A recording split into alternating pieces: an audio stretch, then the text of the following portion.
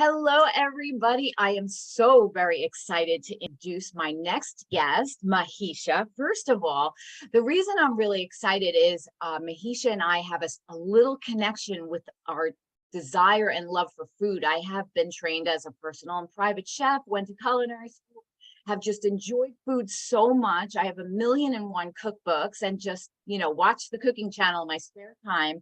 And so when I first got the pleasure of being introduced to Mahisha and learning about her passion for food and the fact that she has created an absolutely gorgeous cookbook, I could not wait to bring this interview to you. So this is such a great story for all women business owners, especially those of you that also have that creative side to you, and maybe even a deep love for food and eating and all the good things. So without further ado, I will pass over the camera now. And Mahisha, can you please introduce yourself? Tell us about your business, your background, your passion, your big why. And also in the beginning, I always like for you to please offer your website where people can find you directly. So I'll go ahead and let you share some of your backstory, and you will all enjoy this interview. It's going to be wonderful. By the way, this is the beautiful book. Okay, it is gorgeous. I have tried a couple of the recipes already. Absolutely fabulous. But she will tell you more about that in a few minutes. So over to you now. Hi, Tamara. Hi, everyone.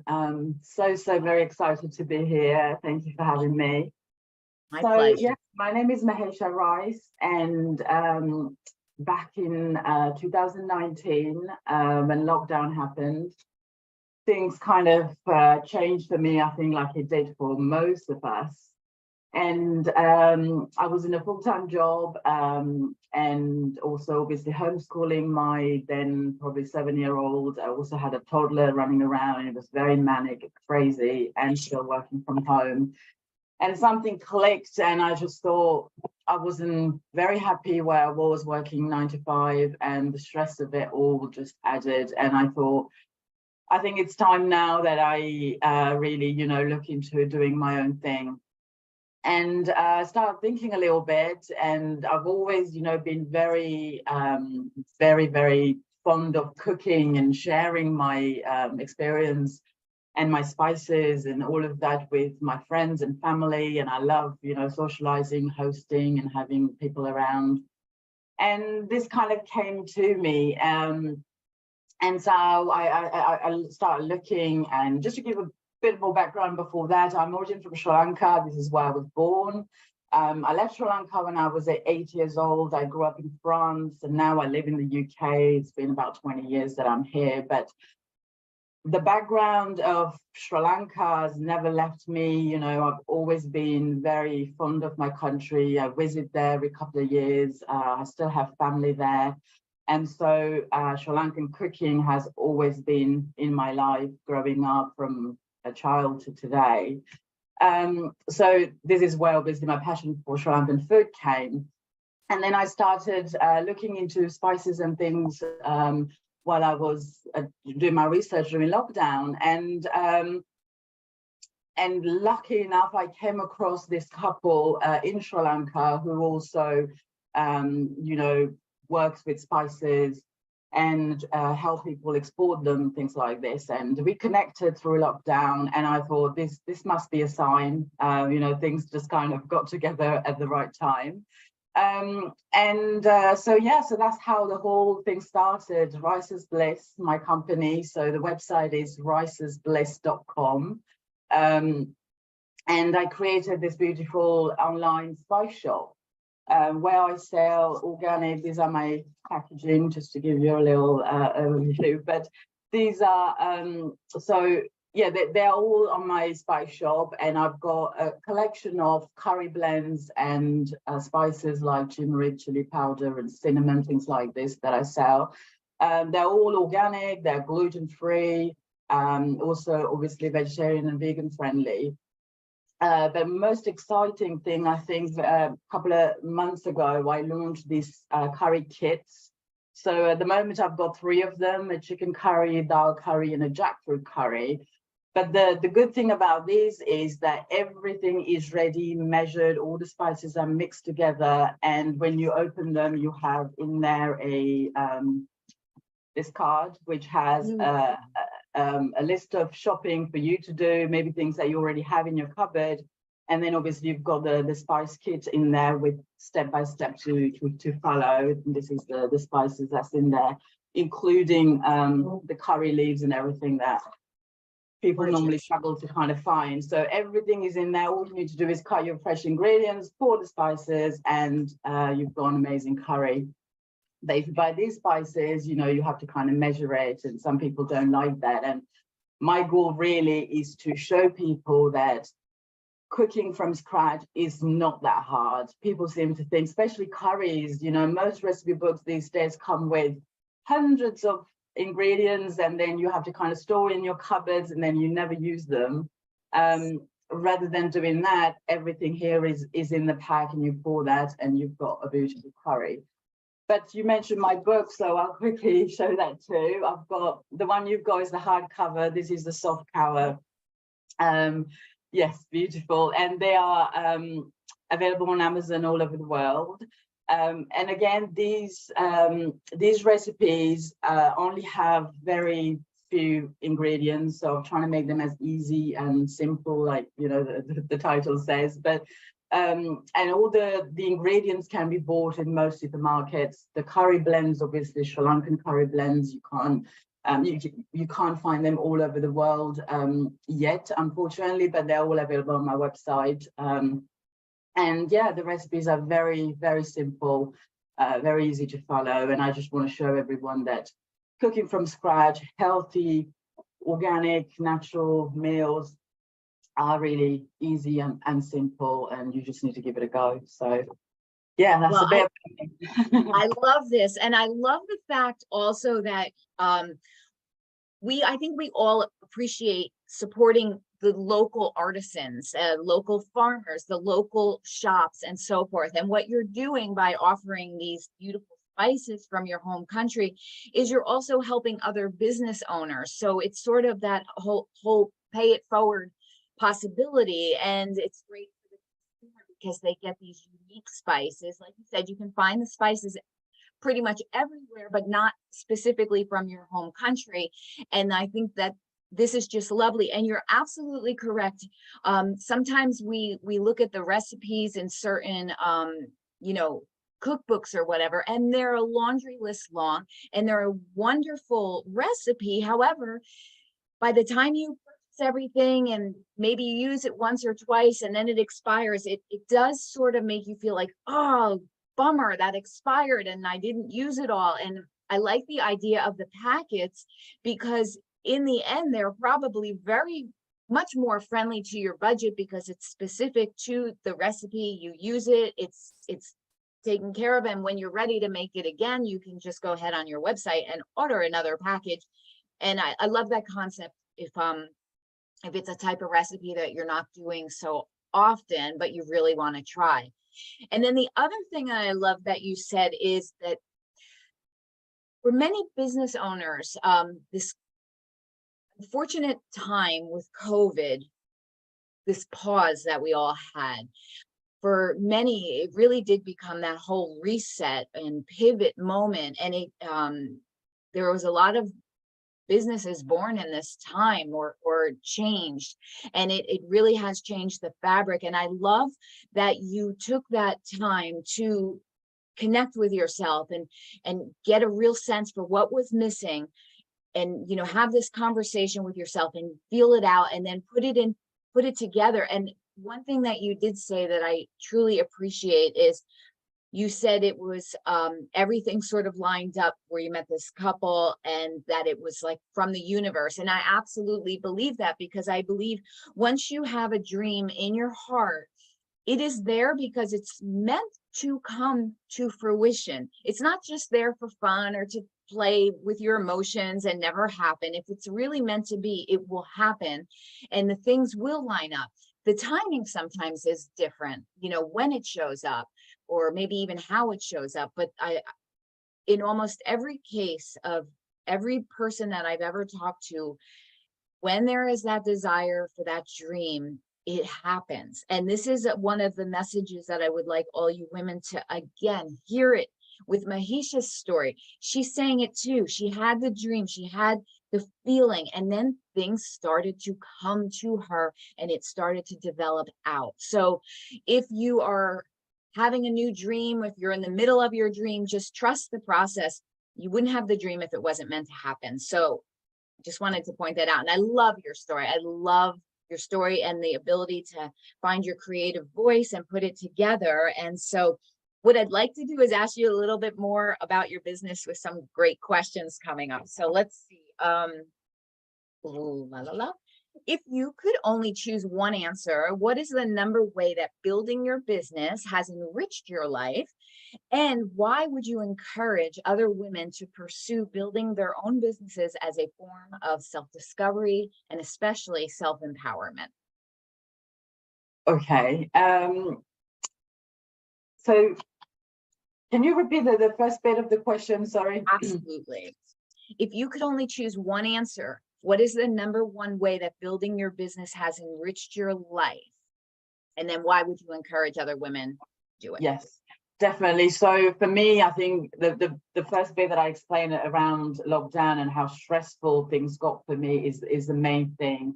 My family is everything to me. I have 2 children. My daughter is now 9 and my son is 4.5, starting school in September. So for me, spending time with them and having my freedom around that is probably my number one priority. And most of us working full-time 9 to 5, unfortunately, takes a lot of that time away. So my kids are only at school until 3 o'clock. I pick them up at 3 and then we come home, it's about 3:30. And after that, I have to go back to work and, and they're kind of left to get on with their lives. And I found that very, very sad. So I wanted to find something where I can work my own hours and be more available as a mother to my children. So that's basically how things changed. I try, I try, if it is a business and it takes a lot of my time, I'm not saying, it's just, I'm not there yet anyway, where I can just let things happen in the background and I can just sit and enjoy my life all the time. But the good thing is that, yes, it is stressful sometimes and it does get hard, but it's also my passion. So I do it without feeling like it's a chore. So when I am stressed, I just remind myself, this is what I want to do. There's also so much good in there. And most of it is the fact that I can spend as much time as I want with my children. So that's probably the number one thing. And how it changed is that now I can, have as much time as I want to spend with my children and do things at home. Also, I like to spend a lot of time on my mental health, on my growth. So I take a lot of time to do things like that, even just simply reading a book or sitting down and meditating for a little bit. And, all this stuff that I do on myself, I didn't have the time to do it when I was constantly working 9 to 5. And 9 to 5 doesn't actually mean 9 to 5. And I remember some days where I will never switch off or I put the kids to bed and then I'll come back. And then I'll switch my laptop back on. And I think I've been also working from home for quite a long time. And I think people are like, oh, you're working from home. How lucky are you? Yes, I am lucky. There's a lot of good things around that. But also the fact that when you work from home, you don't always switch off. It's not like you close the door and you walk out because your laptop and everything's at home. You are constantly, attracted to it and you keep working. And I just wanted to have the right balance in my life. And I think doing what I do is probably the best way to do it. And to anyone else who want to, if you have this dream in your head and if you want more freedom and if you want your independence and you have an idea, which is maybe just the tiny little thing in your head at the moment, explore it, go for it, go get your dreams, because what's the worst that can happen? That it doesn't work out? Fine, you'll have another idea, but at least you would have tried and you have no regrets because you would have given it your best. And if I could change anything with the business, is the fact that I didn't start any sooner, that I didn't believe in me any sooner. Because even now I know that, you know, my business is not exactly where I want it to be. I want it to grow and I have other plans. But if I didn't try, you know, I wouldn't be here today. I'll still be working 9 to 5 and not following my passion or my dream. So please, please, please, if you have any kind of little thing in your head that you want to give it a go, please do. I love that. And it's true. It's, if you don't take a chance on your own dream, you sort of get stuck building somebody else's dream. And, you know, that's fine. Sometimes there's a time and a place for that. And sometimes it can be the whole journey for some people. But if there is a calling in you that's saying, no, I'm meant to do something different, I'm not meant to do it in that other type of venue, then yes, pursue it. So you don't have any regrets, like you said. And, you know, what's the worst that can happen? You know, you'll know more about you, and most likely you're going to find your success, because if it's really in your heart, it's just a matter of time and your, you know, your dedication to your dream. And I think that is how your dreams come true. Just focus on them, put some work into them, and it'll come together. So okay, so the next question, we'll do a little bit of a speed round now. So these are some great questions. It's sort of like first thing that comes to mind type of thing. So the first question is, how does your business look different now versus when you first started? Well, when I first started it, I had no idea where I was going. I just wanted to put, you know, things into practice and give it a go. But when I first started, the first thing I did was to create my website. Most of it I did it myself because I didn't start my business with a huge budget. I think that's something else that I should answer for the previous question, really. Is that don't wait until you have loads of money to invest in it, because I definitely didn't. I just did as much as I can with myself. My husband helped, and I created this website. Just, you know, invested some money in buying a bit of stock, obviously, to get my spices. And then just started talking to people around me, my friends, my family. I joined loads of local Facebook groups, you know, where you can just post things and sell and advertise your spices. And yeah, and then I started having a couple of customers here and there, and sometimes it was friends, but then they'll talk to their friends, and you know, it'll just go around that way. And now I have come more, obviously I'm a lot more available, I think, online. When people search for spices, luckily my name comes up a lot more on Google, and publishing my book helped a lot, because people that are aware of Sri Lankan cooking or that have already tried it, they go and search for Sri Lankan things and my book comes up. And then they obviously buy the book, and then they find out about my spices, and then they come. So I've got different ways now where people find my name. So it's not just people that I'm connected to directly.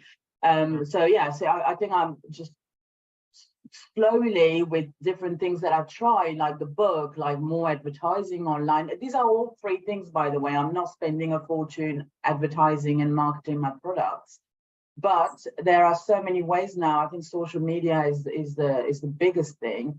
Instagram, Facebook, where yeah, I keep doing the things that I did at the beginning, but I add to that, and doing the book I think really helped me. So that's where I am now. But my goal now next is to kind of get into shops and farm shops and maybe even restaurants, and trying to sell my spices in bulk so we can save on packaging, and you know, trying to be even more green, I should say, and yeah, and spend less I money. love this vision. This is a great vision. Excellent. And you will get there, obviously. It's just a matter of time, right?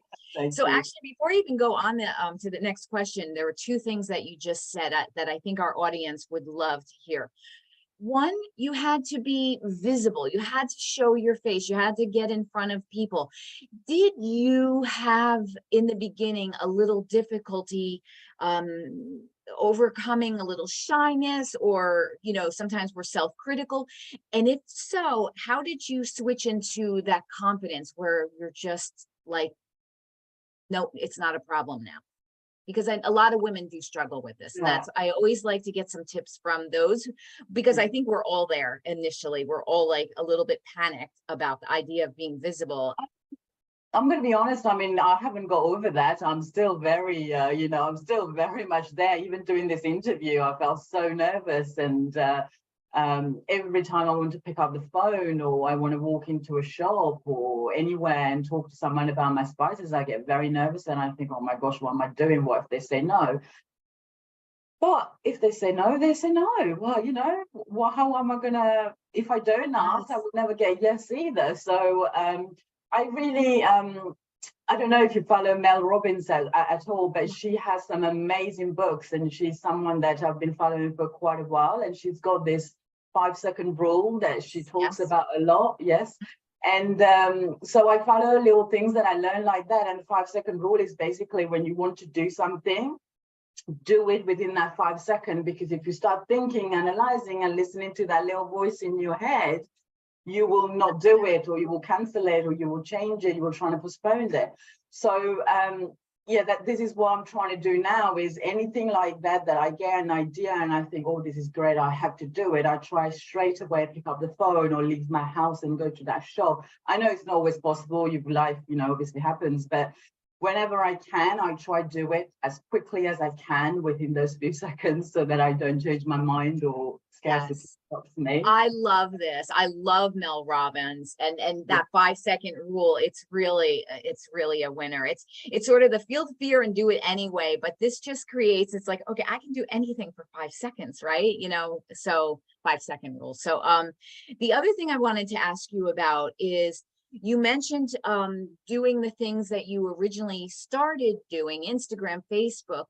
However, sometimes when someone is brand new, this becomes overwhelming because there's so many options. What do I choose? How did you decide what your avenues were going to be without the overwhelm? Or did you get into some overwhelm, and then how did you fix it? Because this is also a thing that comes up for a lot of brand new business owners. Overwhelm, I think, it's something that will happen a lot when you want to launch your business, or even just starting to have ideas. Because I remember literally thinking, oh, if I do this, I could do this, I could do that, I could do that. And then there's so much going, which is great, because yes, you are creative and you're obviously full of passion, and that's why all of these are coming into your head. But then I'm like, where do I start? What do I do? And then you start getting into this overwhelm and almost panicking that, it might not work out, or you want to do everything at once. So I remember, even back then, before I started the company, or when I created the website and then started kind of slowly marketing it, I just, simple as that, I just got a notebook out and I wrote down all my ideas. I am also into journaling, so I like writing a lot anyway. But I got my book out and I just wrote all these ideas that comes. And I remember sometimes I was waking up in the middle of the night and I had these ideas or something that was exciting me. So I just write it down. I had a notebook on my bedside table and I was just writing things down. And then when I felt a little overwhelmed and all these things kind of just settled, I went back to that list and I went through pros and cons. What will be the priorities? What can I do later? What do I have the budget for now? Why don't I? Or what can I do later when I start making some money, or, things like that. And then I just simply prioritize. And with social media, it was so simple for me. I just said, I'm going to do anything that I can find that's free, because that's not where I wanted the budget to go in. So joining things like groups and doing, posts on Instagram or stories or going live and just showing my face a little bit, which again, I wasn't comfortable with, but I thought it was the best thing to do at the moment. So anything like that was free. And that was easy for me to do from home without having to invest a lot of money into even buying gadgets and things. I just did that. So did you find one? Yeah. Did you find like one of the things that you started with, one of the tools, better than another? Like, which, if you had to choose just one, which one served you best in the beginning? Was it Facebook? Was it Instagram? Was it private groups? So there's a couple of things here. Both platforms are good for different things. I think like Facebook is good for things like joining free groups, local groups especially. And I mean, local doesn't have to be just your little town, but like the county, you can think a little bit bigger. And now I go all over England, but you can just join these groups and then post, introduce yourself, show your products, not go and spam there because people hate that too. But, you know, once a week, maybe twice a week, just show your products and talk about them and introduce them, but not just trying to sell. I think the main point here is that you show people how you can genuinely help them. And I think that's very important. Like with my book, yes, of course, I want to sell my book, but I'm not trying to say, buy my book, buy my book. I'm trying to show you that this book can really help you. If you hate cooking, if you want to get into cooking, if you want to start cooking with fresh ingredients and, you know, do things yourself, this is how I can help. And then there's Instagram. Instagram is great to show your face a bit more and really become more personal with your future potential customers. And I like things like the reels are amazing because you show like literally 30 to 60 seconds of your face and you give them something important, something to help them, but help yourself too. And then going live, I think even on Facebook it works, but I found for me, Instagram lives were better. But again, it's really learning your audience and learning when are they online the most, when do they comment, like your post, and then you get all of that on Instagram anyway. You know, you can look at your stats and it shows. So learn about your account, learn about your audience, and then post and do these things at the right time. But this all takes time. It's not always happening overnight. It took definitely a long time for me, but yeah, give that interest and really research your audience and follow what they want, what they like. I love that. And now that you have sort of figured, I have a bunch of questions, but I'm very interested in this. When you have finally learned what was working for you, the timing, the type of thing to do on Instagram, do you now have have you created your own sort of social media schedule that you're going to do so many reels a week at such a time, or are you a little bit more free with this, or do you find a structured routine a little bit better for yourself?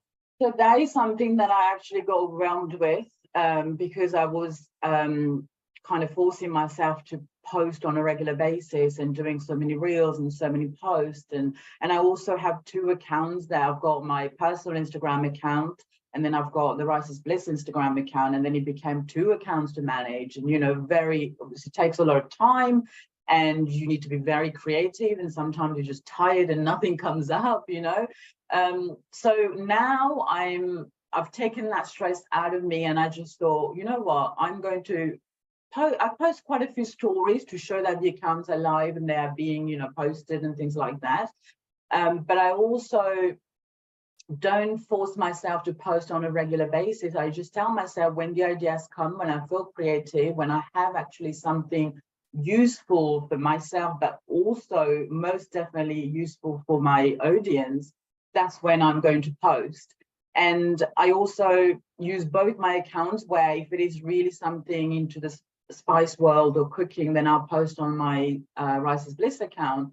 But then I do like to be more real with my audience and really show this is just my normal life, you know, a mom having fun with kids, or a wife going out with her husband and spending some quality time with him, or when I cook, you know, what are the things that I do that I sometimes more than the eating bit, you know, I actually enjoy the cooking. So I want to share little things like this, and then other things that I do in my life as like all the mental health work, self-growth work that I do, and how, you know, writing my book and bits from there, and sharing things that people have told me after they bought my spices in my books or reviews or anything like this. I share it, but these things, I let them come to me on a daily, weekly basis, and I share them as they come. But I think overwhelming yourself with saying I have to post so many times on social media, otherwise my account's not going to grow or people are not going to be interested.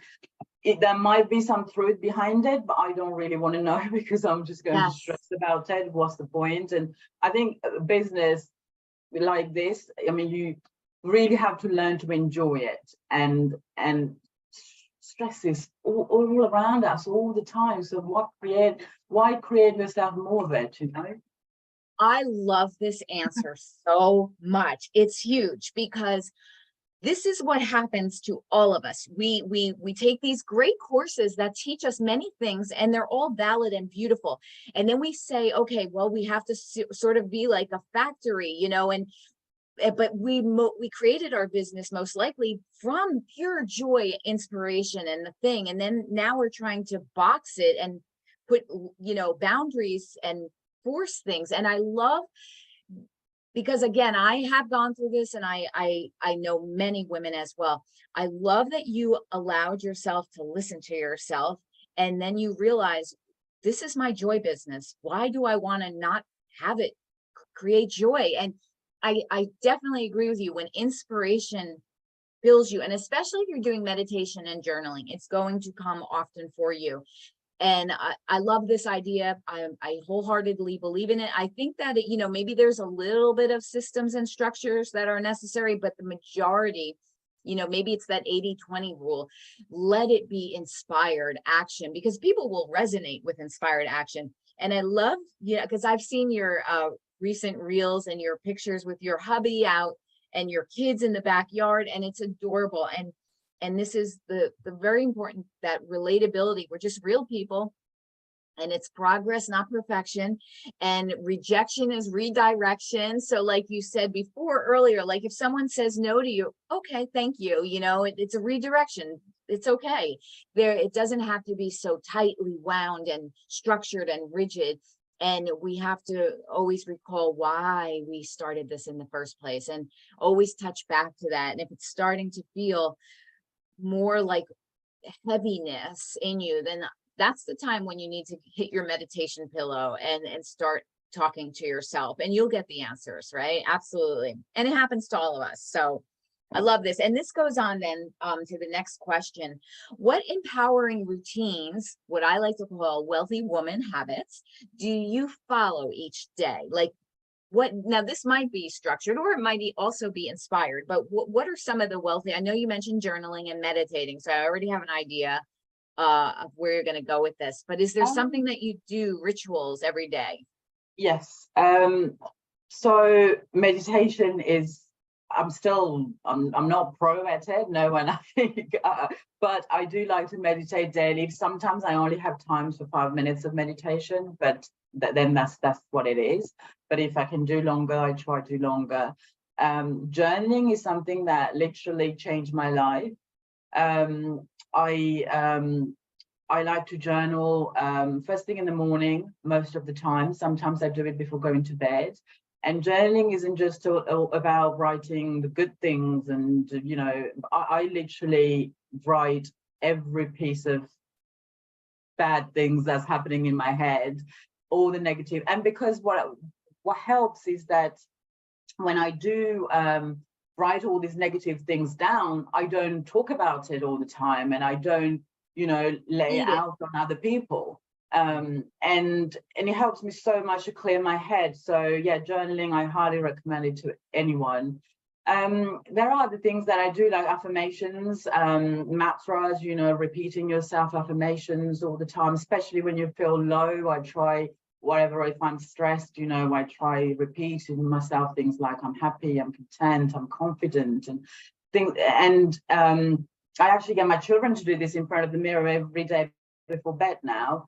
They've got a few, you know, about 10 affirmations written that I've put on the mirror, and every day before bed, my daughter will read it, and then my son repeats it every day, and they actually love it now. I love this. I mean, this is more important than brushing your teeth before bed, right? I mean, this is such great training. You are setting your children up for how to come into this grown-up world later with a stable foundation of how to really get to know yourself and be in touch with yourself and believe in yourself and rely on your own self if you know, don't have always the support system around you. That's fantastic. I love this. Okay, what was one of the biggest challenges that you had to overcome when you were first growing your business? Like, if there was one big challenge, what was it? And how did you overcome it? It's all the negative chit chats around you, I think, you know, because no one will ever believe in your business as much as you do. No one will ever. And I had all these dreams and full of passion and, you know, everything that I wanted to create in my head. And people, when you talk to people, you know, they will all come with, yes, but, you know, what if this happens? What if this goes wrong? What if your investment is all wasted and you don't make any money? And what if? And I think that the biggest struggle for me was to kind of ignore that, not in a rude, horrible way. I respect most people's opinion, and that is okay. But I had to come to a point to say that your opinion is none of my business. I've got my dreams, my goals, and I am going to try them, and I might fail. Most probably will fail in certain things, and that's okay. And that's how I'm going to learn and move forward. So even today, for me, I think the biggest struggle is to really get my brain to change and say, no, don't listen to that. Trust in yourself and go ahead and do what you've got to do. Yeah, I say that's definitely the biggest struggle. Beautiful answer. That is spot on. Perfection. You can't even make that a better answer. It's perfect. I love it. And I think that we kind of already covered this. Do you agree that mindset is more important than systems and strategies? And yeah, I mean, I think I think there was a time when we thought, oh, it has to be all about the systems and strategies and all of the maybe the more masculine side of doing business. And it's so apparent that it's so important to have some of those systems and strategies, of course. However, bringing in our own special feminine gifts, the creativity, inspiration, nurturing, the things that make us unique, really, we have all found a way, and we're still learning, and we're having it being promoted that please get into your feminine side and, you know, pull the two together, but really lean into that. And this was not always the case. You know, we remember back in the day, you know, Melanie Griffin, was it, in Working Girl, and the big shoulder pads and trying to be the man and the whole 9 yards. And there was really a time in life when that was all about that. And I just love this new evolution that women are now experiencing. I think it's one of the greatest times in the world for women business owners. It's as if everything is lined up for our taking to make our dreams come true, not without hard work or joyful work, focused work. I actually don't like the word hard work because I don't believe in that. Passionate work. But I just love this time for us. And so, yes, mindset is huge for women, and it really blesses all of us. And so, yeah. I think with that, I'll just add something. Is like I mentioned a few times now, I do a lot of work on my mindset and my mental health, but that doesn't mean that, you know, that I'm unshakable, unbreakable, that I'm always, you know, super strong, and I'm nowhere near that at all. That I just want to be real here, because people don't always show that side of you. And I definitely have meltdowns where I completely crash, and I don't want to, you know, don't want to do any of this mental health work, but it's important to push yourself through it. I recently went through a little bit of a meltdown. I had some memories from my childhood come back. I went on a holiday and I got triggered, and then I came back and I felt like my cup was just empty. You know, I didn't have the time to fill it up. I've been helping everyone else, and I came back and I just thought, oh my gosh, I'm in this dark hole. But I think the more mindset work you do, the shorter that time is, because before, when I get into a place like that, it could last weeks, months. But when you do all that mindset work, the best thing is that you are aware of what's triggering you, you are aware of your emotions, and therefore, you know, straight away, okay, I need to do something right now before I go too low. And then you start doing all this work on yourself, and then you pick yourself up and you get on with life again. So keep doing that work. It's so important, because one day you're going to need it and you will know what you need to do. But if you don't, then that's when people go into depression and into Yes. really low, sad places. I love this because you build your own tool chest, you know, Yeah. things that, and you don't know it always right away. Sometimes you have to have those, you know, sinking moments, and then your instinct is coming, you know, you're like, this is not right. I need to pull myself out of this, but how? And then you learn the hows, the little things that might make the difference. Buying yourself some flowers, cooking yourself something like comfort food that is, forget about the calories, it doesn't matter, watching reruns of your favorite comedy, something. And then, yeah, if you have those moments again, or maybe what we should say is when, not if, when we have those moments, then you know how to pull yourself out, call your girlfriends, you know, play with your animals or your children, the different things, make a list of those things, and don't feel like you're all alone. I think that's one of the biggest things is, you know, sometimes if someone's having a hard time, they feel like nobody else can relate to that, they're all alone in it. And no, every human has this experience. Children have the experience, male, female, it doesn't matter. And it's very important to allow yourself to have those bad days, but know how to pull yourself out of them.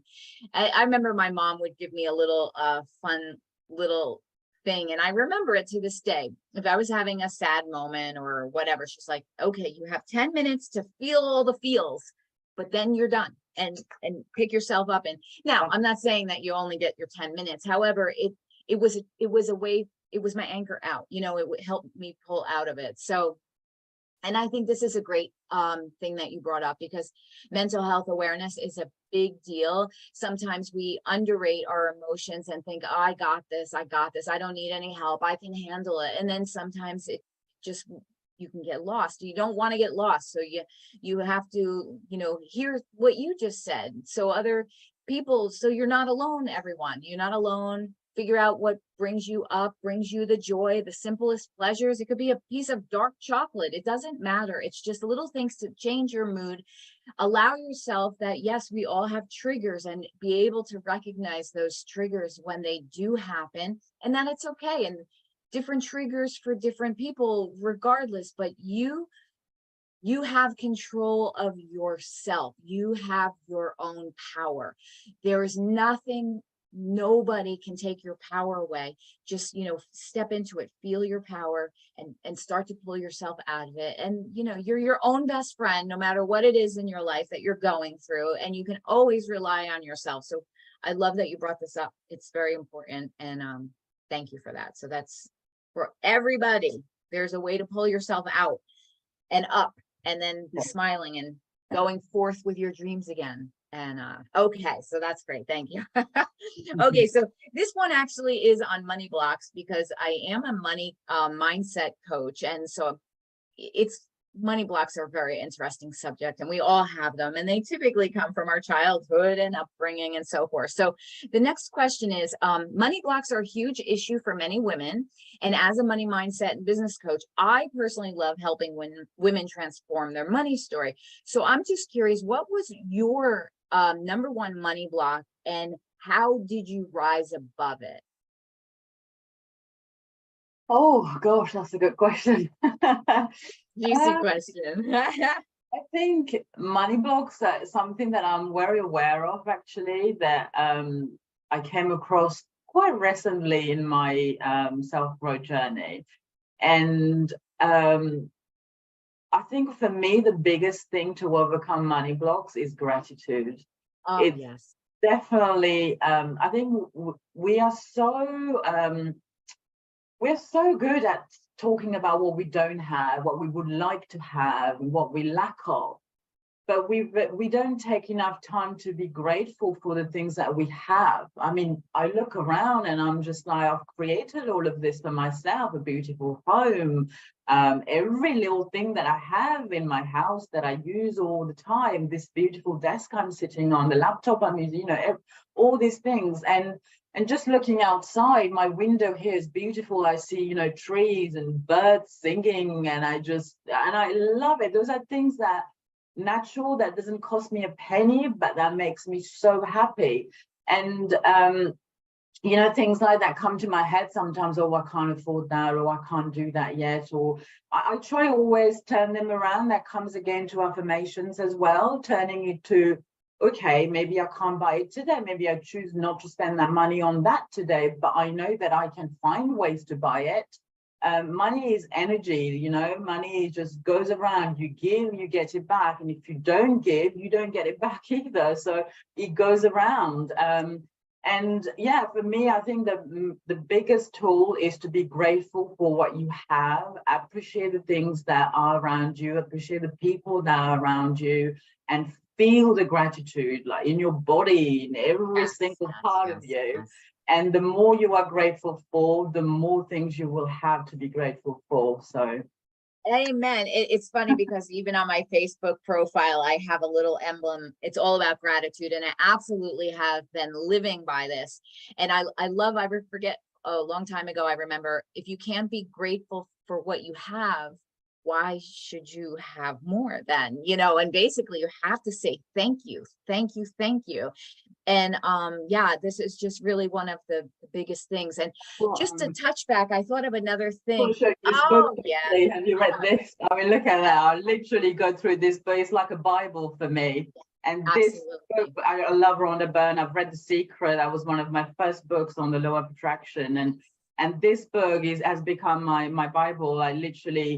I've done the whole book, and now sometimes when I'm feeling a bit low or have negative thoughts, I just randomly open a page and I do the task of that day, and it brings your vibrations up so much. Oh, absolutely. Yep, we lost your camera, but you have a beautiful picture. There you go.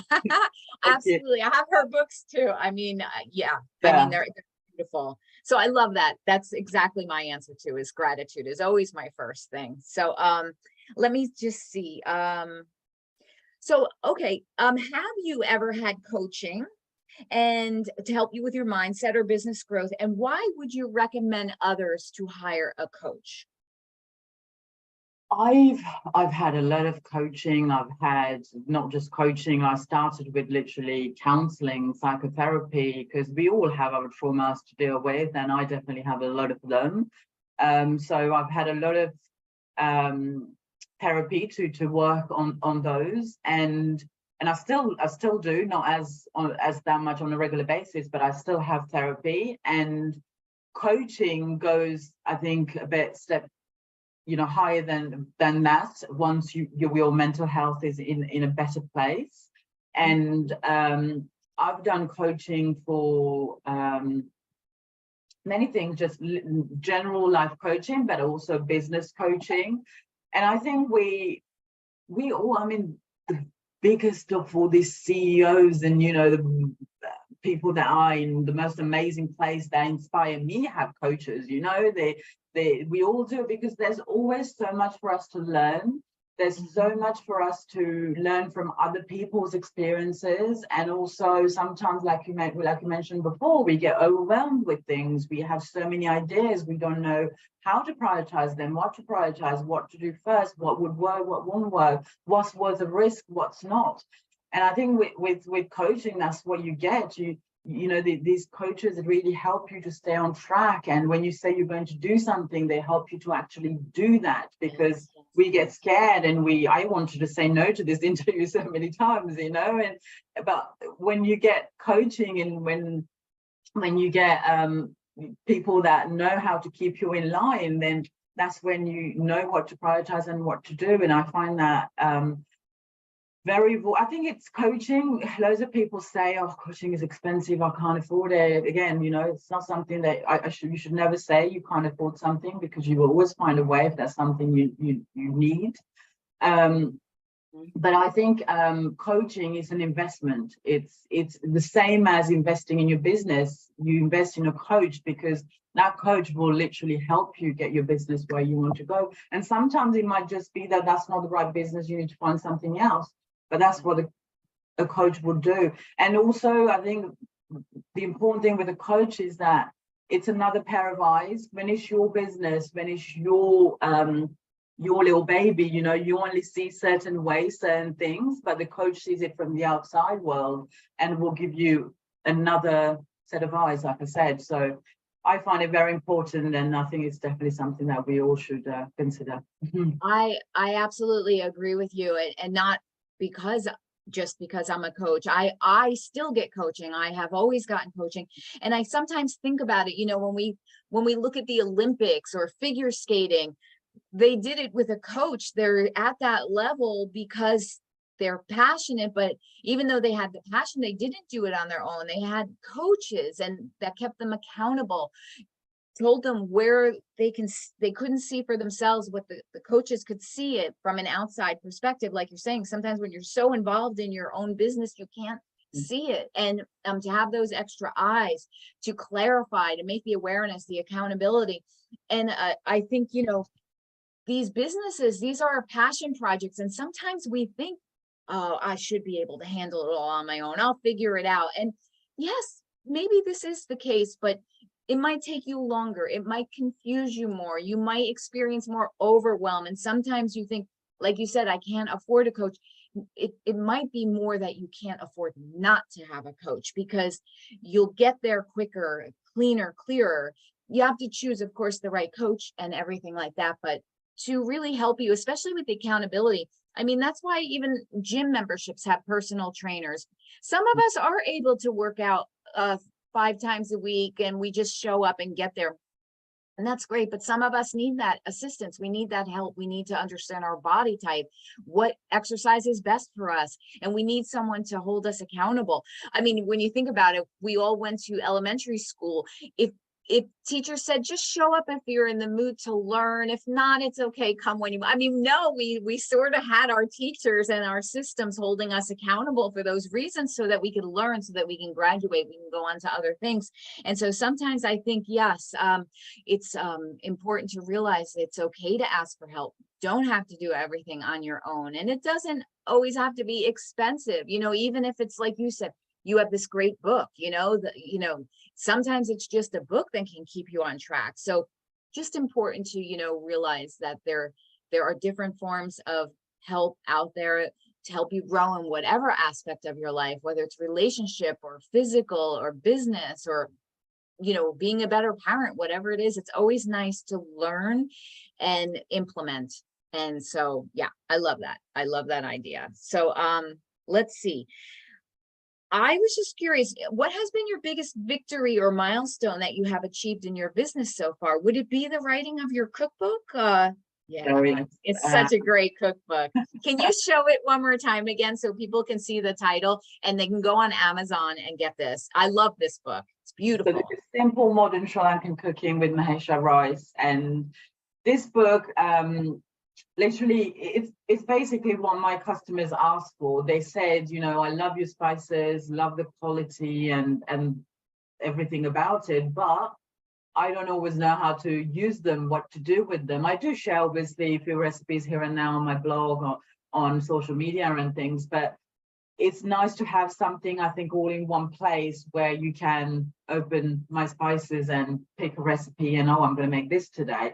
So yeah, I was working full time at the time while my business was running, and I left that job, took 3 months off, and during those 3 months I wrote this book. And I cooked and cooked and cooked because I had to get obviously all the ingredients right and measure them, and you know how much work it takes to put a recipe together. But I took that those 3 months to write everything about the spices, the recipes, pick the recipes, because I wanted to make it a book that was available for also vegans. So there's 15 recipes here that are for vegans. And then this is self-published on Amazon. So it took a lot of work on myself to have the strength to actually publish it. So yeah, every little bit of the journey of creating this book has been a bit stressful too, I'm not gonna lie, but it's my passion, it's my baby. And so when that came out, I think I felt very empowered, because it was just all my ideas and everything I wanted in one place. And that actually, through the book, it really helped me grow my business as well, because people buy the book, then they buy the spices, or they buy the spices and then they want a copy of the book. So they really go together. So Complements each other. I love this. I am so proud of you and inspired by you. And as will all the women who listen to this beautiful interview. I cannot thank you enough for this really powerful messages that you have given, insight. It's so helpful, really. And I always like to close out the interview with one question. What would you say is something that your audience doesn't know about you? It could be business, personal, whatever. What is one thing that no one is aware of you that you might like to share? Could be something fun and silly and hobbies. I think I will just have to be, when I do this kind of, interviews or talk to people about my business, my passion, things that I'm proud of, they think, oh, she's a strong woman. She's, she knows what she wants, and she's very passionate, and she's very strong and brave and all of that. Well, I'm not. I am that too, but I'm also a very sensitive soul, and I have, I cry easily. I have my meltdowns, and I'm very, I'm very sensitive, and I think I don't show that side of me as often as I would actually like to, or that maybe I should. I just want people to know that I'm just like most of you, a very sensitive person that that sometimes loses it all. And but I have built myself to show that I can bring myself up, and that I have a mindset that I keep working on, that I grow. So I'm just a normal person with a normal life. Hello, everybody. I am so very excited to introduce my next guest, Mahisha. First of all, the reason I'm really excited is Mahisha and I have a little connection with our desire and love for food. I have been trained as a personal and private chef, went to culinary school, have just enjoyed food so much. I have 1,000,001 cookbooks, and just, watch the cooking channel in my spare time. And so when I first got the pleasure of being introduced to Mahisha and learning about her passion for food, and the fact that she has created an absolutely gorgeous cookbook, I could not wait to bring this interview to you. So this is such a great story for all women business owners, especially those of you that also have that creative side to you, and maybe even a deep love for food and eating and all the good things. So without further ado, I will pass over the camera now. And Mahisha, can you please introduce yourself? Tell us about your business, your background, your passion, your big why. And also in the beginning, I always like for you to please offer your website where people can find you directly. So I'll go ahead and let you share some of your backstory, and you will all enjoy this interview. It's going to be wonderful. By the way, this is the beautiful book. Okay, it is gorgeous. I have tried a couple of the recipes already. Absolutely fabulous. But she will tell you more about that in a few minutes. So over to you now. Hi, Tamara. Hi, everyone. So very excited to be here. Thank you for having me. My pleasure. Yeah, my name is Mahisha Rice, and back in 2019, when lockdown happened, things kind of changed for me, I think, like it did for most of us. And I was in a full-time job, and also obviously homeschooling my then probably 7-year-old. I also had a toddler running around, and it was very manic, crazy, and still working from home.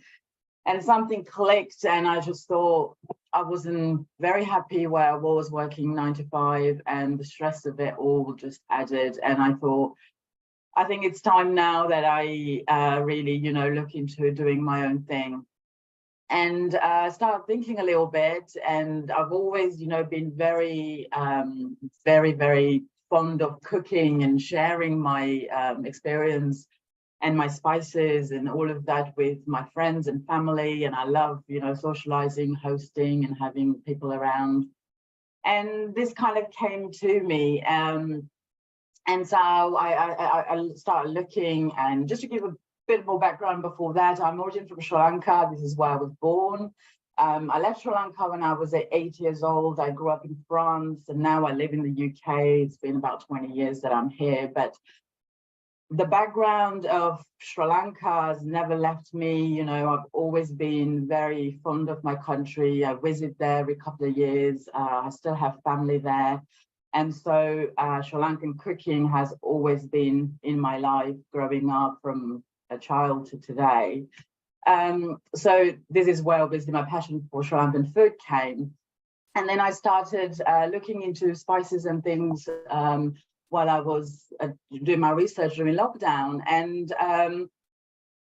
And lucky enough, I came across this couple in Sri Lanka who also, you know, works with spices and help people export them, things like this. And we connected through lockdown, and I thought this must be a sign. You know, things just kind of got together at the right time.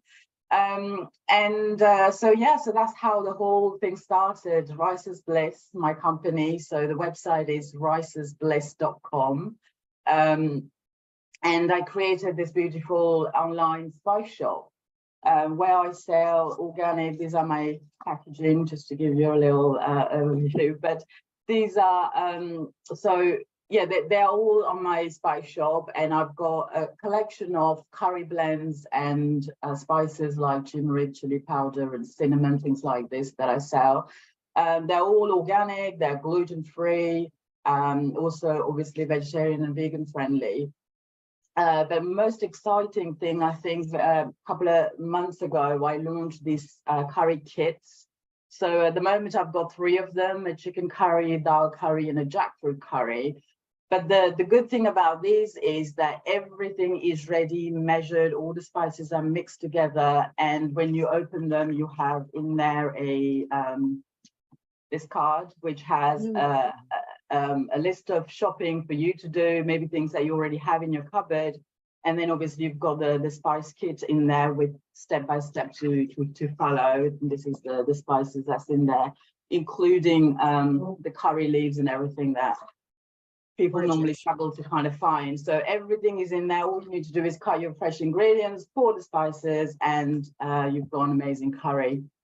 But if you buy these spices, you know, you have to kind of measure it, and some people don't like that. And my goal really is to show people that cooking from scratch is not that hard. People seem to think, especially curries, you know, most recipe books these days come with hundreds of ingredients, and then you have to kind of store in your cupboards, and then you never use them. Rather than doing that, everything here is in the pack, and you pour that and you've got a beautiful curry.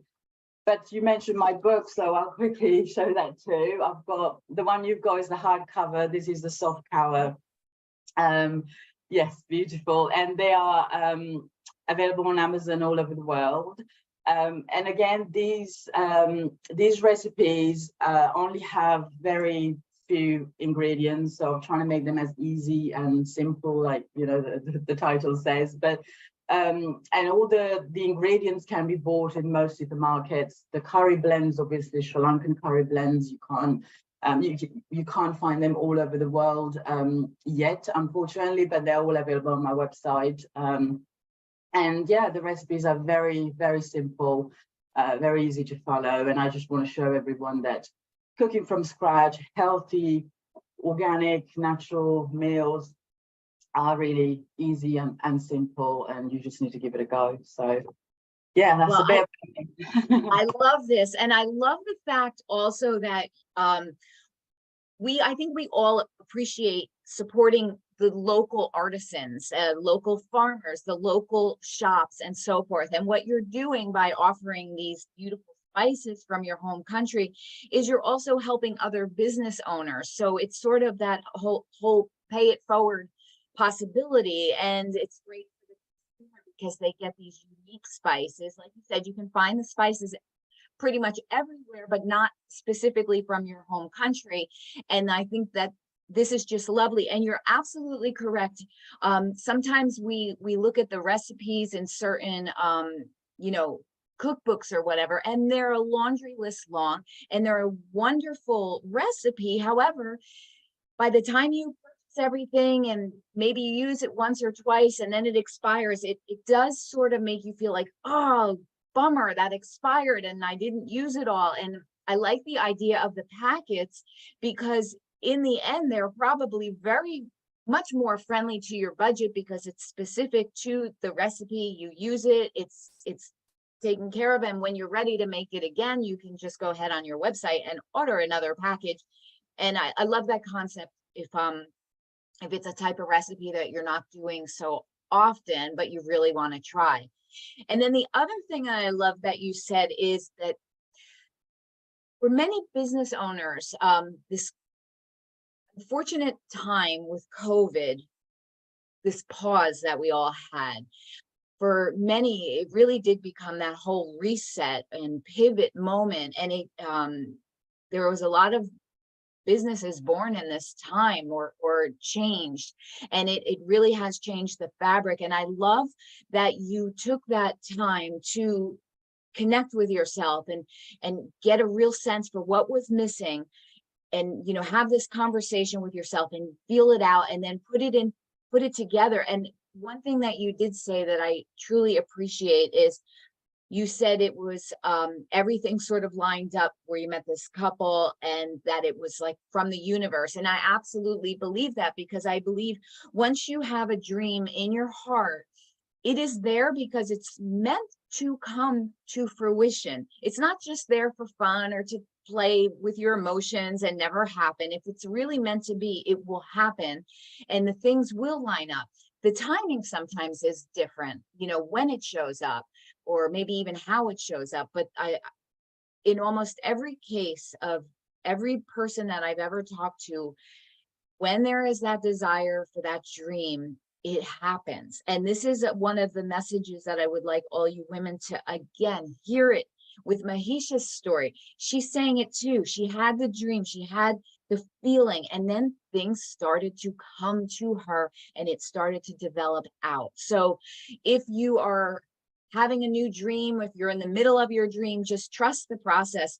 You wouldn't have the dream if it wasn't meant to happen. So I just wanted to point that out. And I love your story. I love your story and the ability to find your creative voice and put it together. And so what I'd like to do is ask you a little bit more about your business with some great questions coming up. So let's see. If you could only choose one answer, what is the number way that building your business has enriched your life? And why would you encourage other women to pursue building their own businesses as a form of self-discovery and especially self-empowerment? Okay. So can you repeat the first bit of the question? Sorry. Absolutely. If you could only choose one answer, what is the number one way that building your business has enriched your life? And then why would you encourage other women to do it? Yes, definitely. So for me, I think the first bit that I explained around lockdown and how stressful things got for me is the main thing. My family is everything to me. I have 2 children. My daughter is now 9 and my son is 4.5, starting school in September. So for me, spending time with them and having my freedom around that is probably my number one priority. And most of us working full-time 9 to 5, unfortunately, takes a lot of that time away. So my kids are only at school until 3 o'clock. I pick them up at 3 and then we come home, it's about 3:30. And after that, I have to go back to work and, and they're kind of left to get on with their lives. And I found that very, very sad. So I wanted to find something where I can work my own hours and be more available as a mother to my children. So that's basically how things changed. I try, I try, if it is a business and it takes a lot of my time, I'm not saying, it's just, I'm not there yet anyway, where I can just let things happen in the background and I can just sit and enjoy my life all the time. But the good thing is that, yes, it is stressful sometimes and it does get hard, but it's also my passion. So I do it without feeling like it's a chore. So when I am stressed, I just remind myself this is what I want to do. There's also so much good in there, and most of it is the fact that I can spend as much time as I want with my children. So that's probably the number one thing. And how it changed is that now I can, have as much time as I want to spend with my children and do things at home. Also, I like to spend a lot of time on my mental health, on my growth. So I take a lot of time to do things like that, even just simply reading a book or sitting down and meditating for a little bit. And all this stuff that I do on myself, I didn't have the time to do it when I was constantly working 9 to 5. And 9 to 5 doesn't actually mean 9 to 5. And I remember some days where I will never switch off, or I put the kids to bed, and then I'll come back, and then I'll switch my laptop back on. Hello. Hi, Tamara. Over. So, Lori, I'm so thankful for you to come on and do an interview with me today and share your success story about your business. So if you could just go ahead and please introduce yourself and share an overview of your business. And also, what is the main website you prefer for people to find out about you when they want to know more? Sure. So I'm Lori Karpman. I'm a businesswoman. I'm an entrepreneur. I have been working since I was 10 years old. So I've always had my hands in different pies. I was an entrepreneur even when I was little. And I currently have a management consulting practice, and we specialize in the franchise industry. So brands come to us because they have a great business, they have a concept, they want to expand it, but they don't have the money. And so they use the franchise model. So I've been doing franchising for 40 years now. So that's my area of expertise. And what would be the website that people should go to when they want to find out more about your business? It's lorikarpman.com. Okay, and how do you spell it? LORIKARPMAN, lorikarpman.com. Excellent, excellent. And if you can please share in detail how you feel successful and wealthier because of building your own business. One of the things about building your own business is that it gives you a tremendous amount of self-confidence, especially when you achieve goals. You feel really great about the fact that, you make your own future. And that's what I love about being an entrepreneur, is that there's just so many opportunities out there. And, you as particularly women, we really have the opportunity to create our futures now. Which is wonderful, because we tend to be creative by nature and nurturing by nature. So it's really a great fit for us to be able to put all of those assets into building a business, and not only learning about ourselves, but being able to make a difference in the world. I think it's very rewarding for many, many women. So yeah, perfect. Yeah. The next question is, if you could only choose one answer, what is the number one way that building your business has enriched your life, and why would you encourage other women to pursue building their own businesses as a form of self-discovery and especially self-empowerment? The process of owning your own business, especially as a woman, is a journey of self-empowerment. We are taught to believe as women that we can't have it all.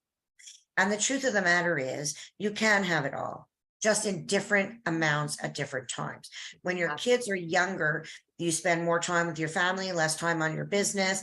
As your kids get older, your kids need you less, and you get to spend more time on your business. And that's why entrepreneurship is great for women, because it really allows women to create the kind of life that they want, with the schedule that they want and the structure that they want.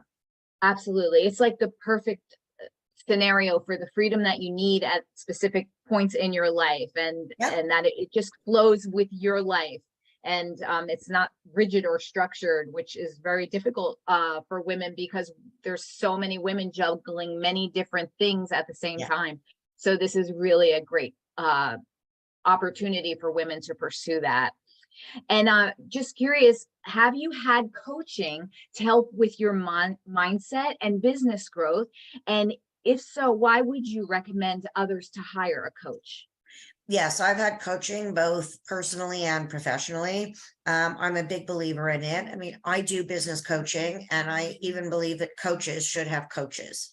You know, I think having a coach is really important for several reasons. One, for the accountability, which is really the number one reason why people get coaches. And two, because a coach provides a structure for you. So a business coach helps you to expand your business. A life coach works on your mindset. So there's sort of two kinds of coaches, you know, and a lot of times women actually need the mindset coaching more than they need the business coaching, because we're conditioned that everything is limiting for us. And we're not conditioned to believe that we can have anything we want. And that's what mindset coaching leads to. It leads to really an understanding of the fact that, yeah, I can do this. I can have any life I want. I'm responsible for building it myself. And when you have that mindset, it's amazing what you can do. I absolutely, also being a money mindset and business coach myself, it's everything to me. It 80% is mindset and 20% is the systems and strategies. And when you realize that, you don't gloss over these little self-help books and so forth, you start to realize that that's the meat and potatoes of everything, because you have to have your whole mind in place as the foundation for anything to grow, whether it's your business or your relationships or your health. It all comes back to a self-respect, self-empowerment.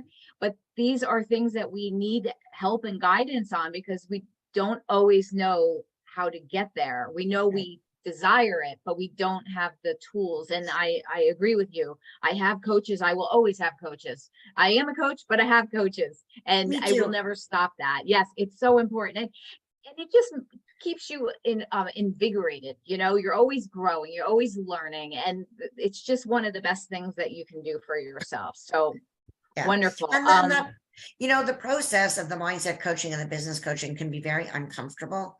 And that's what you need it to be, because if you're not uncomfortable, you're not growing. Amen. So I tell my Absolutely. clients that you have to feel comfortable feeling uncomfortable, and just go ahead and do it anyway. That is one of my favorite things. Get comfortable with being uncomfortable. I actually have a course that I put together with exactly that title. Pushing those comfort zones is everything. So that's just, yeah, it's agreed. So this kind of touches on what we just talked about, but money blocks are a huge issue for many women. And as a money mindset and business coach myself, I love helping women transform their money story, especially. And what was your number one money block, and how do you rise above it? Interesting. My money block, you know, we often, you know, end up with the same problems that our parents had, or reliving what we know. And my parents were horrible money managers. They were just bad. They were bad. If they had money, they spent it all. And if they didn't have money, they didn't have anything to spend, and they didn't know about saving. And it was just bad. And that's, you know, so we lived a life of feast or famine. And that's what I grew up knowing. And that's what I ended up recreating for myself, was a life of feast or famine. And it wasn't until I started doing some coaching around the money mindset that I realized that I'm living my parents' life. And I, you know, realized, oh my God, this is the same model that I saw growing up, and this isn't what I want. And so I got a money coach, exactly what you're saying, so that I could understand, you know, saving and how to save and what to save for and how to do it and all of those things. I needed those tools and structures. I need someone to teach me how to manage money. And that's very common amongst women. And, you know, I'm a successful businesswoman, and I still can't manage my own money. It's interesting how it travels along the journey of life with us, the things we learned from such an early age. But it's that awareness of it, and it doesn't mean you have to be perfect at you know, fixing it, but just the awareness is the biggest benefit. And that is what you get through, you know, reading books or getting coaches or hearing other people's stories and being able to relate to them. And that's, you know, for me also one of the main reasons I really want to doing this book is because it it will showcase all of us having similarities, and then people won't feel so alone, and they'll be like, okay, well, she did it, she overcame it, she created her own successful business. I can do it too. And so thank you for that. That was really great, because it will inspire many women who are also struggling with those things, which are very common among women. So everything you said Yeah, is yeah. I absolutely. mean, we're taught to be, have your own business, but nobody teaches you how to run one, Yeah, it's so you know? true. So true. Um, so I just recently, because this is new, I'm releasing a new part of my business, because I realized a lot of the times too, us women can just, that are women entrepreneurs, we do nothing but think about and do our business, and it's all wonderful because we love it. It's really a great experience, but sometimes we can't leave it behind, and we forget to have a little bit of fun and break out of the mold. So I sort of combined, I'm releasing it soon, but it's called the Travel, Dine, and Prosper Society. And basically, yes, there will be business building systems in there. There'll be chances for promotion and the whole 9 yards. So we cover the building parts of the business, but I wanted it to be fun too. And I know one of the main reasons I focus on building my business and achieving money success is I want to travel and I want to eat in fancy restaurants, and I figure I'm not alone in that. So let's have some fun. And so anyway, this club is about that. But specifically travel, I have traveled so many places alone, and it's just really with friends and family. For me, it's been one of the most exceptional ways of finding my own self-reliance, self-empowerment, confidence. And so my question to you is, basically, how has travel expanded your own mindset in relation to your business? And in what ways do you treat yourself like a wealthy woman every day? So like, how is your traveling directly affected your business in a way that you could see, wow, if it wasn't for that traveling, I wouldn't, maybe it's a confidence thing or something. How would Yeah. you share that? I do a fair bit of travel to build my business because I go to trade shows and conventions. So, and I used to have a business in Toronto. I live in Montreal. Toronto is a 5-hour drive. Used to have a business in Toronto that I was in every second week for 4 days. So I did a lot of commuting back and forth. And, the thing about doing all this business travel is that people think it's so exciting. But for those of us who do a lot of it, it's not that exciting because, but you stay in nice hotels. And, that's the one thing when I travel, I stay in nice hotels, I eat well, like I make the travel part of the experience. Yes, absolutely. So those make the trips easier for me because that's one of the ways that I treat myself like a wealthy woman is that I stay in nice hotels, I have nice meals, things like that.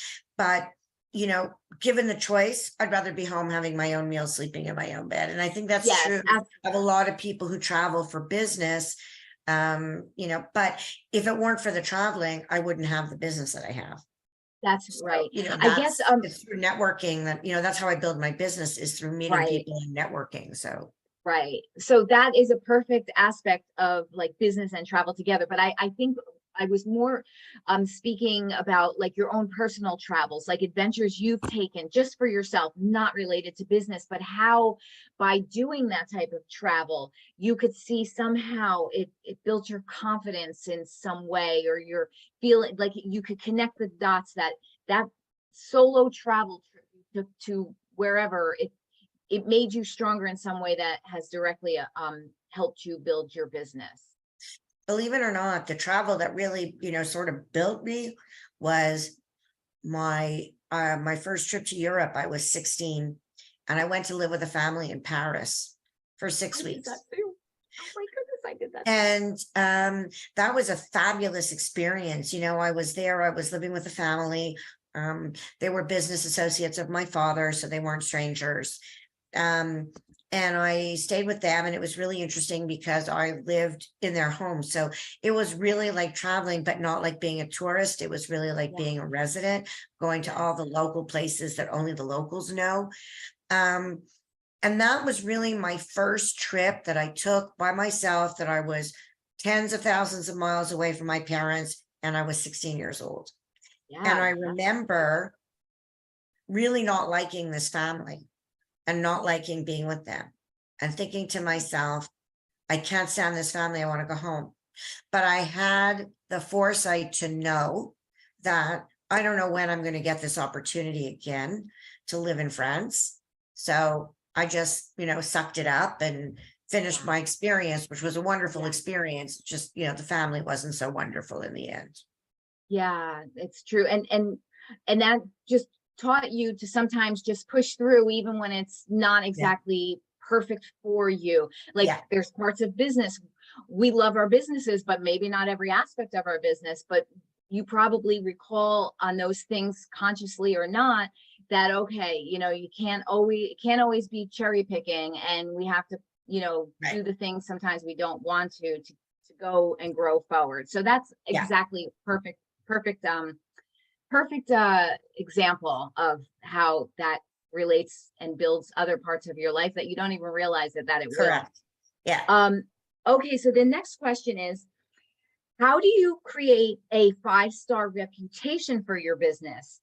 I actually am a reputation strategist, and I help women business owners to build, manage, and market their 5-star reviews. And I know before people buy anything, they need to believe in you, and a good reputation solves this.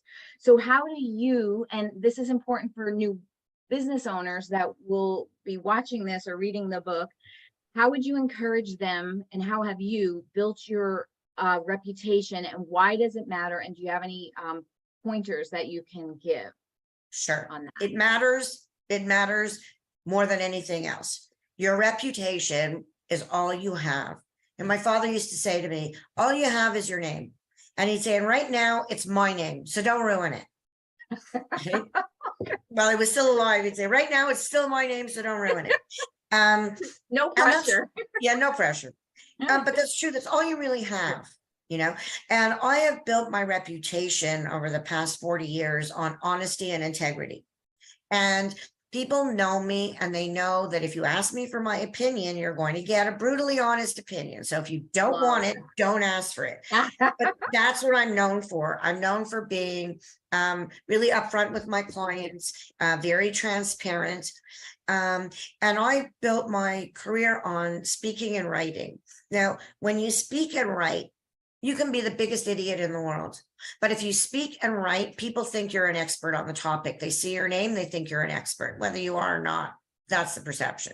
So I've built my business over the past 40 years through networking and writing and speaking. And that's how you build up a reputation. For me, that was how I built up my reputation. Yes, and keeping your word and communicating a lot. Absolutely. Exactly. Absolutely.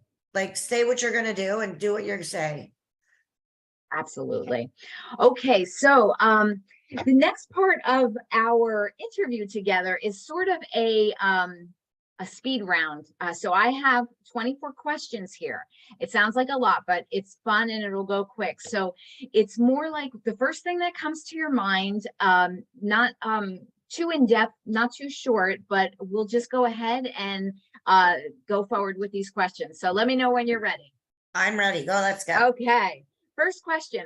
Why did you decide to start your own business? What is your big why?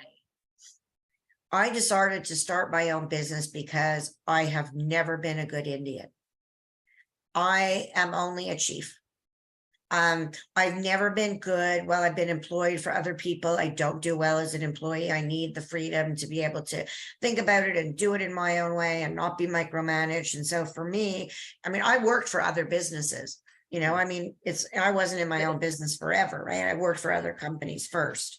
But I wanted the freedom of making my own schedule, being my own boss, working only for the clients that I like, taking on only the projects that I'm interested in. And that was something that being in my own business gave me the freedom to do. Absolutely. That answer could be my answer. I am a little bit of a rebel. I don't like to be told what to do. That maverick in me comes out. So I Sure. love it and I think a lot of entrepreneurs have that running through them because we just need that. Freedom is everything. So Right. Number 2, what advice would you give to someone just starting their business? I would tell them that in the entrepreneurial world, business goes up and down. It's very cyclical. And not to worry when you're in the downs, because the ups will come.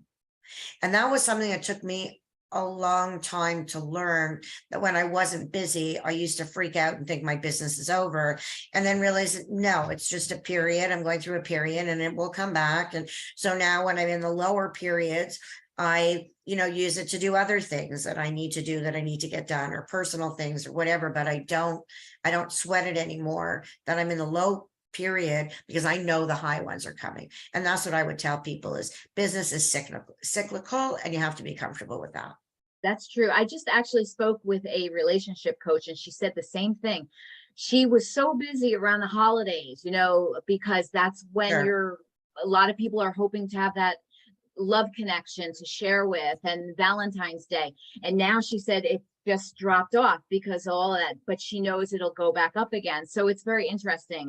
It's across the board. There's definitely Sure. something to that. So, okay, number 3, how do you deal with fear and doubt?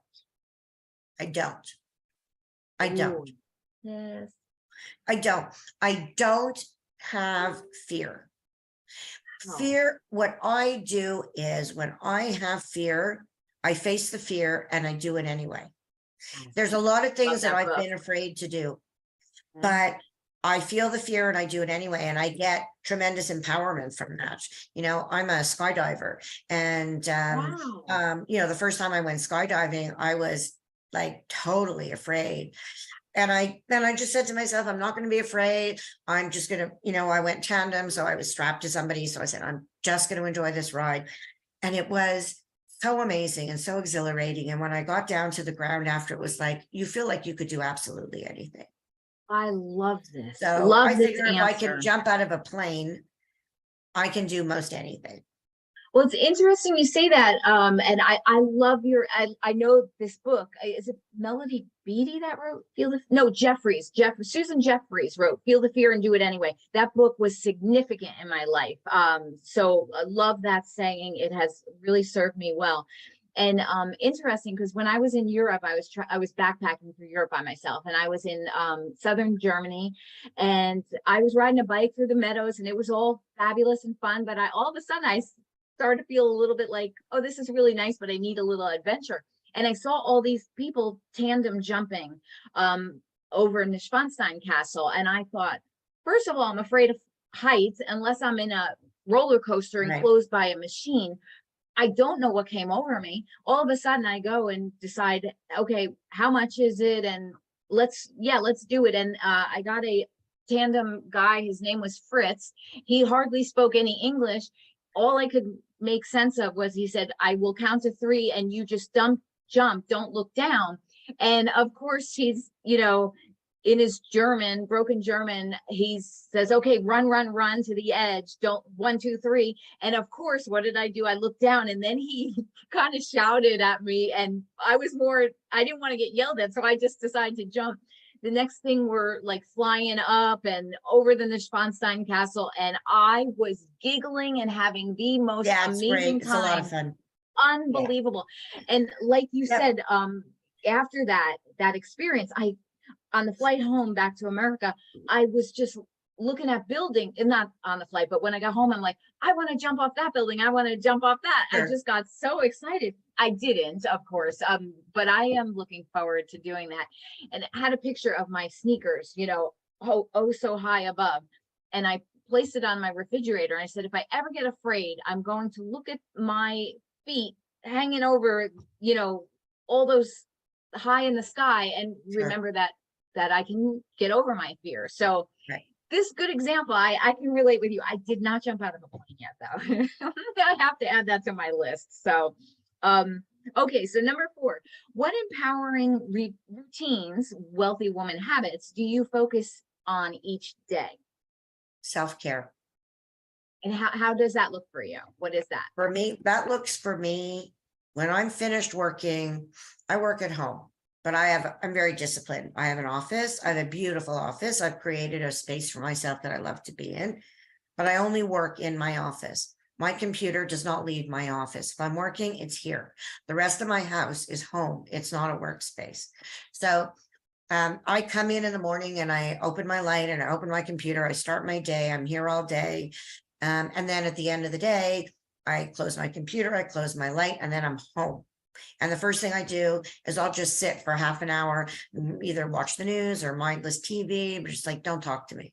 I just need an hour to sit here. Like, I tell my boyfriend, don't talk to me. I'll be finished in an hour. And then, but if you talk to me now, I'm going to be grumpy and grouchy. So don't talk to me. So Gotta that's what that means decompress. for me. Yeah. Yeah. It means love taking it. the time to Absolutely. decompress. Excellent. Number 5, what is your big vision for your business? And do you have a timeline for it? My big vision for my business is actually just to create a business that will scale and travel with me. So I love what I do and I can do it from anywhere. I mean, I'm Canadian. Most of my clients are in the US or in Europe. So I can travel from anywhere. So that's what I'm looking to do. I'm looking to create the kind of practice that I can, move to, Panama or Costa Rica and just relax and be able to work from there. So that's my It's absolutely possible. I'm actually Yeah. living that right now. My husband and I were, he's German, and we were living in California because that's just where I was living when I met him, and my family and friends are there. I'm originally from the East Coast, but then he just got a great job opportunity again for himself back in Germany. And I'm still, and I love it. It's Right. beautiful. However, I don't want to completely be fully in Europe. So I'm doing a split. I'm maybe not 6 months, Right. months, but about 4 to 5 months I'm in California and doing my thing. And then I'm back here. And, it's a little adjustment because I'm sure, of course, I'd like to share everything with him, but that's just sometimes the way life, it doesn't always go that way. So Right. you figure it out. But I love that I can take my business anywhere. So you absolutely, you will do this. And I love the Yeah. idea that because you can break it up. You can go to Costa Rica for 3 Absolutely. months and then go to Yep. New York for 3 months and then go to California for 3 months or Yep. Spain for another, and absolutely fabulous. Love it. Okay, so number 6, how does your business look different now versus when you first started? Well, I'm much more successful now than when I first started. I have more clients. I have a team. I have more expertise. I have systems. I have procedures, all of those things that I didn't have then. In place. Sure. Yeah. Let me touch on that Sarah, one. I just want to make sure that we get to finish all 24 questions because I have a hard Okay, stop. so we'll go speed. 10 past So I'm 12. just gonna speed it out for you then. So, Perfect. okay, so number 7, how do you set your business apart from others in your industry? My business is full service. When a brand comes to us, they don't need to hire any other professionals. And I did that because when I was the owner of an operating business, president of a chain of restaurants, I spent more time managing professionals than I did running my business. So when I sold it, I created my firm to be a full service consulting firm that does legals, financials, operations, sales, HR, so that when brands deal with us, they get back on average 5 to 7 hours a week in their schedule because they're no longer managing professionals. We do that for them. So that's really what makes us different is I'm the only one in Canada and US, the only one who does what I do that is completely full service. I love that. And that's like turnkey operation. It's exactly what it is. Yeah. Number 9, what was one of your biggest challenges you had to overcome as you were growing your business? I got into debt, credit card debt, ultimately had to file for bankruptcy, which I did many, many years ago. And I certainly learned how to manage money after that. So that was my biggest setback was, coming back from a bankruptcy. That was really difficult. It's hard, but it can make you stronger to go through that and set you up to really put things in place. Like you said, you had, because there's a lot of people there are these things that happen. And sometimes you can't get stuck by the falls. You just have to pick yourself up and go because everything is a learning lesson and everything can help you build yourself. And I love the one saying that says it's happening for me, not to me. Right. Yeah, that's the one. Yeah. Okay. Number 10, what mindset around money did you have to activate to overcome challenges related to charging your worth? That I'm worth the money. I had to come into an abundance mindset that, and that I know from doing this, like, I don't have imposter syndrome anymore. Many women have imposter syndrome. And as you get older, that starts to go away, because I'm 60 and I've been doing this for 40 years. And, professionally, maybe not personally, but professionally, I have a tremendous amount of confidence. I know that I'm great at what I do. So I don't really suffer from the imposter syndrome anymore. But that's something that takes years to get over. It does. And you're right. When the age helps, because then you just get to a point where you just know yourself and you're good. You're good That's with it. that. Yeah. It started in my 50s. It was like, you know what? This is who I am. Some people will like me. Some people won't. That's okay. So what? Yeah. Yeah, So what? exactly. Yeah. Number 11, what qualities do you think every entrepreneur should possess? You have to be persistent. You have to be persistent, because you have to just keep trying and keep working it. And, if you're talking about marketing, I tell people, find one strategy. Just don't be all over the place. Just find one strategy and work that one strategy. Absolutely. My last interview, she just said the same thing, and I agree. I myself scattered myself too thin at first. You get overwhelmed, then you get down on yourself that you're not succeeding enough, and then you lose your ambition and motivation. And so the one book I read was The One Focus. It really helped me. It's like, master one thing and then think about going on to the next thing. So, yeah, absolutely. Number 12, do you agree that mindset is more important than systems and strategies, and why? And I think we kind of covered that. Because you could have all the systems and strategies. If you don't have the right mindset, they're not going to work for you. Mindset has to come first. Yeah, absolutely. 13, how did you go from turning your passion and expertise into lucrative client attracting packages?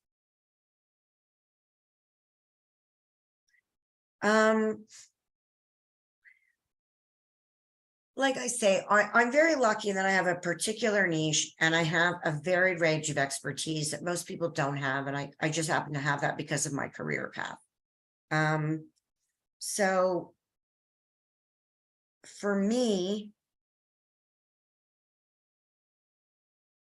it was more of a question of understanding the services that I'm good at and farming out the services that I'm not good at. So my strategy for building my business has been to sell my strengths and buy my weaknesses. Oh, can you say that again? I love that. Yeah. Sell your strengths, buy your weaknesses. And beautiful. It's a brilliant way to run a business, because it also shows you that just because you can do something or you're good at doing something still does not mean you're the person who should be doing it. So you have to be able to delegate. I love everything you said to that answer, to that question is spot on. Number 14, what has been your biggest victory or milestone that you have achieved in your business so far? Well, I was just named today, as a matter of fact, by Acquisition Magazine. They have the Most Influential Women in Business Award, and I won the Most Influential Woman in a consultancy job or a consultancy firm.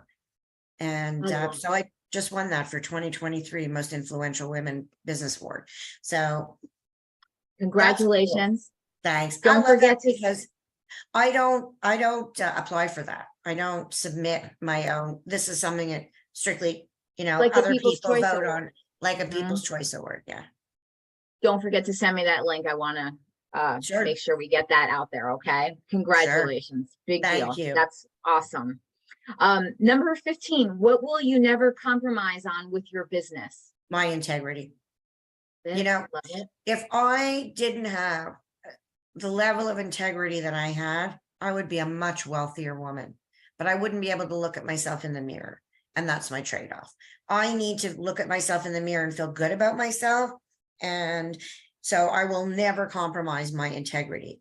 You know, I remember working with a company and this client came on to franchise and I said to my partner, I said, you know, this business is horrible. We're never going to be able to sell these franchises. And he's like, well, we'll just do the development work. I said, well, you can't just do the development work and then leave them hanging and not sell the franchises once you're done the work. And he said, well, why not? And I said, because if you don't think their system is going to be successful, then don't take their money and set them up. Tell them, I don't think you're going to be successful, and save them, you know, a couple of $1 million. And he just had a different mentality. He's like, no, we'll just do the work and then pass them on. And I'm like, okay, you know what? I'm out. And I left. Good I'm for like, you. I Yeah. can't even work for a firm that has that mentality. No, absolutely not. Yeah. No money is worth that, not liking yourself at the end of the Correct. day. Yeah. Number 16, who is your biggest business role model that most of us would know who it is that you mentioned? And also, what is your favorite business book?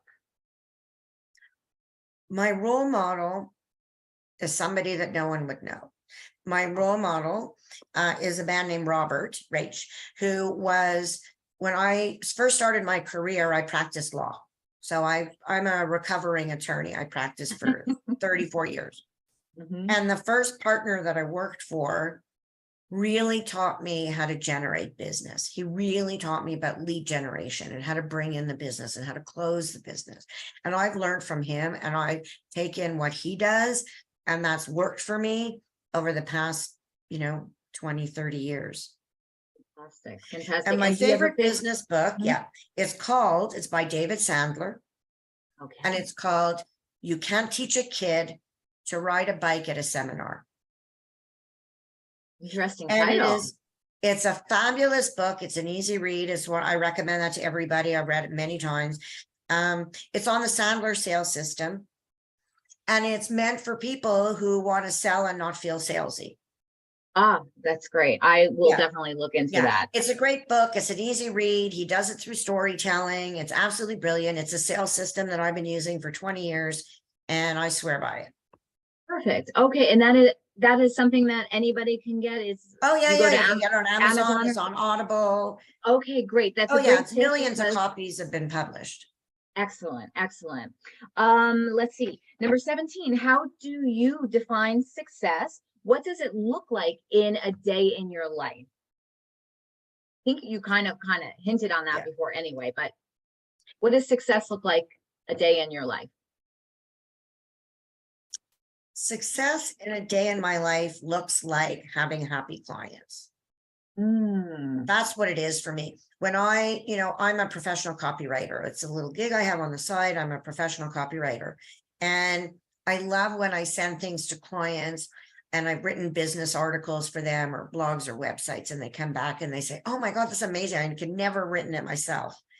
And I'm like, cool. That's what makes me excited, is that my clients like my work. I love that answer too, and I can relate to that. It's the best payment in the world is Yeah. praise. Yeah. Absolutely. Number 18, how would you describe your formula for success?